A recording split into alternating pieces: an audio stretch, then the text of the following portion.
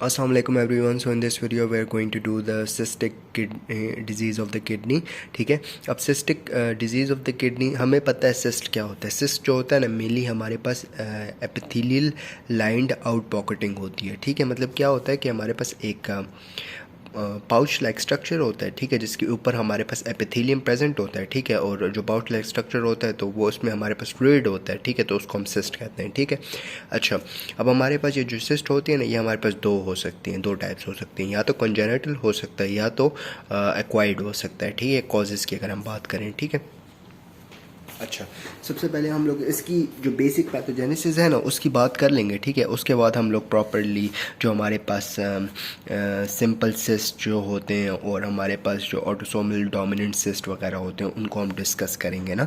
सबसे पहले क्या होता है कि हमारे पास जो एनिमल सेल्स होते हैं ना, तो उसमें हमारे पास हमें पता है कि सेंट्रियोल प्रेजेंट होते हैं. अब सेंट्रियोल क्या होता है?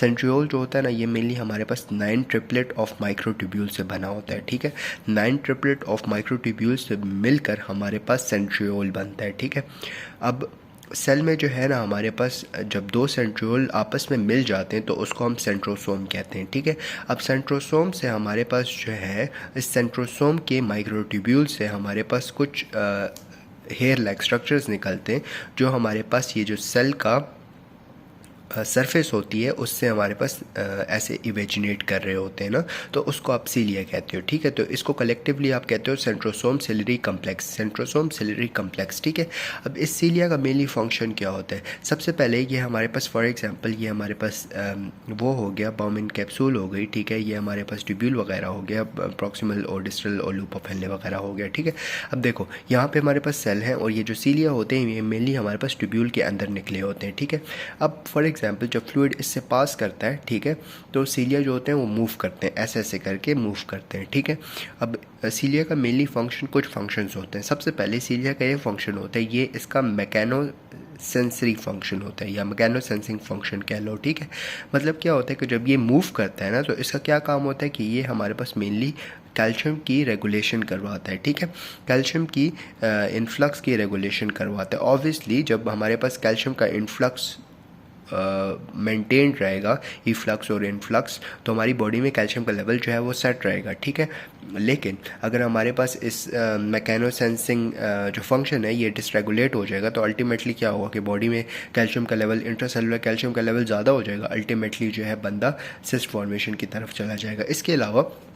इसके अलावा जो हमारे पास ये जो सीलियाज होते हैं इनका फंक्शन ये होता है कि ये जो सेल की इन्वर्जन या इवर्जन होती है उसके लिए भी इसका फंक्शन होता है. मतलब फॉर एग्जांपल नॉर्मली सीलिया जो होते हैं वो ट्यूब्यूल के साइड पे होते हैं. ठीक है, लेकिन अगर ये सीलियाज में कुछ प्रॉब्लम हो जाए तो ये हमारे पास ये सीलियाज जो होते हैं ये जो ट्यूब्यूल की जो ऑपोजिट साइड है ना, फॉर एग्जांपल इस साइड पे सीलिया निकले में तो ये दूसरी साइड पे भी निकल सकते हैं. ठीक है, इसके अलावा हमारे पास जो है ना ये जो सीलियाज होते हैं इनका काम होता है कि हमारे पास डिफरेंट रेगुलेटरी प्रोटीन्स जो होते हैं उनको रिलीज़ करवाते हैं. ठीक है, रेगुलेटरी फैक्टर्स जैसे एमटॉर हो गया, हेजहॉग वगैरह हो गया. ठीक है, इनको रिलीज़ करवाता है और जब ये रिलीज़ होते हैं तो अल्टीमेटली हमारे पास normal function of the cilia होता है विच इज़ लाइक प्रोएफरेशन हो गई, cell cell interaction, cell matrix interaction, ion regulation वगैरह, और इसके अलावा एक दो और फंक्शंस हो गए. ठीक है, पोलैरिटी वगैरह. ठीक है, अच्छा, अब फॉर एग्जांपल अगर ये हमारे पास ये जो सेंट्रोसोम सिलरी कम्प्लेक्स जो है ये प्रॉपर नहीं है, ठीक है,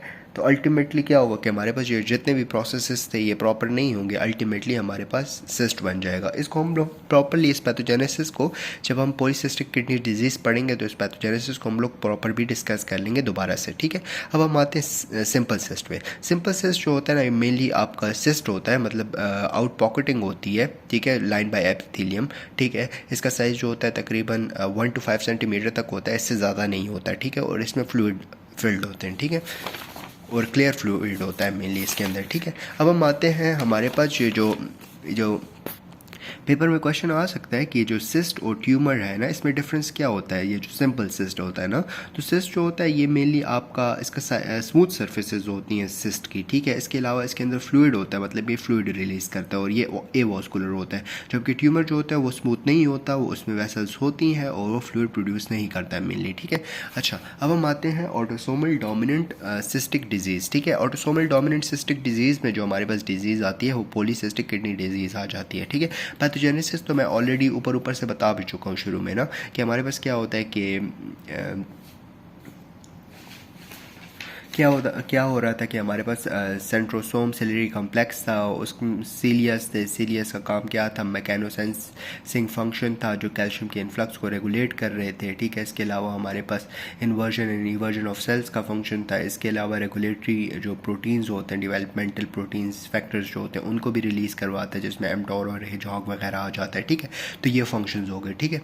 इसके अलावा हमारे पास जो ये जो सीलियस होते हैं ना, इस पर हमारे पास डिफरेंट जो होते हैं प्रोटीन्स रिसाइड कर रहे होते हैं, लोकेटेड होते हैं, ठीक है। जैसे कि डिफरेंट प्रोटीन्स होते हैं, डायग्राम में दिखा देता हूँ।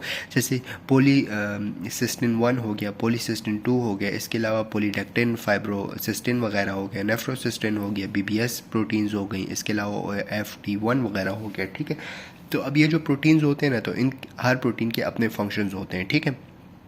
अच्छा जी, अब फॉर एग्जांपल अगर हमारे पास इन प्रोटीन्स में म्यूटेशन हो जाए या इनके जीन्स में क्यों म्यूटेशन हो जाए ना, तो अल्टीमेटली क्या होगा, जो प्रोटीन्स के फंक्शंस थे या सीलिया के जो फंक्शन थे वो लॉस हो जाएंगे, जिसमें से हमारे पास आयन की जो बैलेंस था वो था, ठीक है। इसके अलावा पोलैरिटी का फंक्शन था, proliferation, cell cell cell matrix interaction, ये फंक्शंस होते हैं, ये लॉस हो जाएंगे, ठीक है।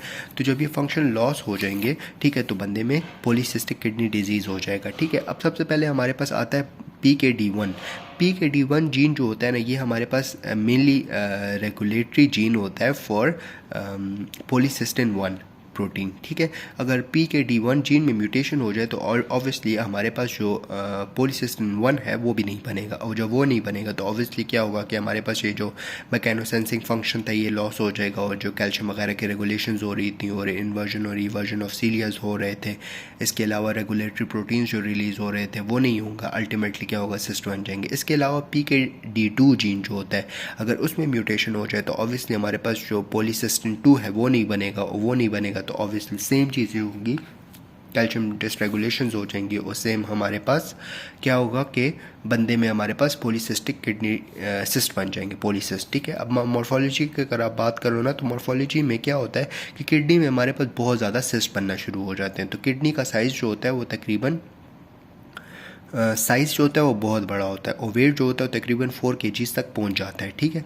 इसके अलावा हमारे पास जो ये किडनी होती है नॉर्मली इतनी पल्पेबल नहीं होती, मतलब कि किडनी के ऊपर और नीचे दोनों साइडों पे आप हाथ रखते हो ना दोनों, तब आपको पल्पेट हो सकता है। लेकिन इसमें क्या होता है कि किडनी का साइज़ इतना बड़ा हो जाता है और इवन वो पेल्विस तक भी एक्सटेंड हो जाता है कि वो ईजिली पल्पेबल हो जाता है, ठीक है। जनरल अपीयरेंस में आप देखते हो तो आपको सिस्ट बहुत ज़्यादा एक्सेसिव अमाउंट में नज़र आ रहे होते हैं, ठीक है।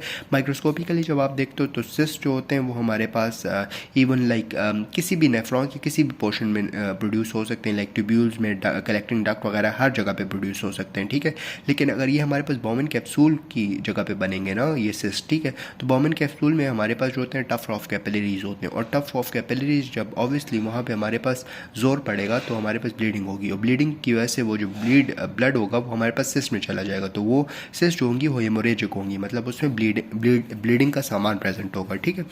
अब ये जो सिस्ट होती हैं ऑब्वियसली ये हमारे पास जो सराउंडिंग स्ट्रक्चर्स हैं उस पर भी जोर डालती हैं और ट्यूब्यूल्स पे भी जोर डालती हैं, तो ultimately atrophy of the tubules हो जाता है और इंटरस्टिशियम की फाइब्रोसिस एंड स्क्लेरोसिस वगैरह हो जाती है, ठीक है।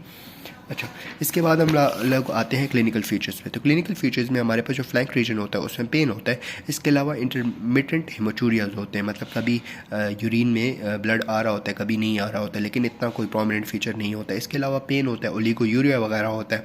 अच्छा, अब ये ब्लॉकेज ऑफ द ट्यूब्यूल होता है ना, तो अल्टीमेटली क्या होता है कि हमारे पास all over the body hypertension हो जाती है, ठीक है, और यूरिनरी ट्रैक इन्फेक्शन भी बहुत ज़्यादा कॉमन होते हैं इस पॉलीसिस्टिक किडनी डिजीज़ में, ठीक है। That's it. नेक्स्ट वीडियो में हम लोग जो है ना रिसेसिव जो हमारे पास सिस्टिक डिजीज़ हैं और मेडुलरी सिस्टिक डिजीज़ वगैरह वो कर लेंगे, और फिर ये टॉपिक कंप्लीट हो जाएगा। Thank you.